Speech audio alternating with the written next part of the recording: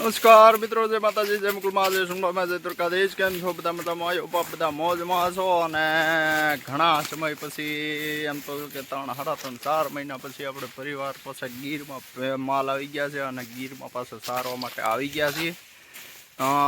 માવઠાનો વરસાદ બહુ સારો થઈ ગયો હતો પહેલવાર જેવો, પણ માવઠું તો મને નથી કહેતા કે કેટલા દી તો થોડાક દી એમાં જો પાછું ઉઈ ગયું છે ને તડકો ફેંકવા મળ્યો છે. એટલે જો બધું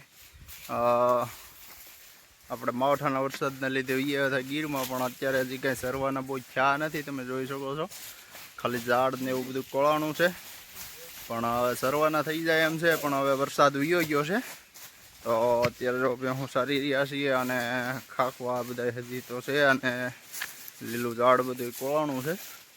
બાકી વરસાદ વી ગયો છે.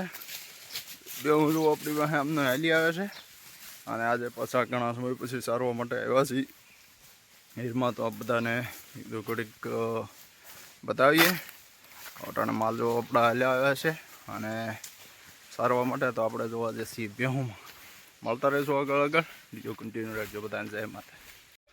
તો નમસ્કાર મિત્રો, જય માતાજી. અત્યારે જો ખાડું આપણું પાણી આવી ગયું છે અને ડેમે ઘણા સમય પછી આપણું માલ પાછા પાણી ઉતર્યા છે. આ તમે જોઈ શકો છો, અહીં આપણું ખાડું પાણી ઉતરી ગયું છે ડેમે. આ ડુંગર ઉપરથી ચડી અને માલ ઉતર્યા છે. બાપુ પાણી પી અહીંયા જો ગાવું અને આ ડેમ હજી આપણો ખાલી છે. સોમાં આ બધું ભરાઈ જાય. અત્યારે હજી ખાલી છે.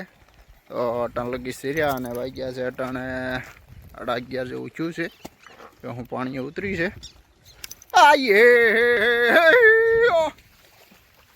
ઘણા સમય પછી આ ડેમે ખાડું પાણી ઉતર્યું છે.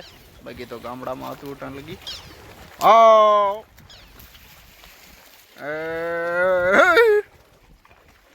શરીર માલ બધા પાણી ઉતરી ગયા છે અને તડકો છે વધારે.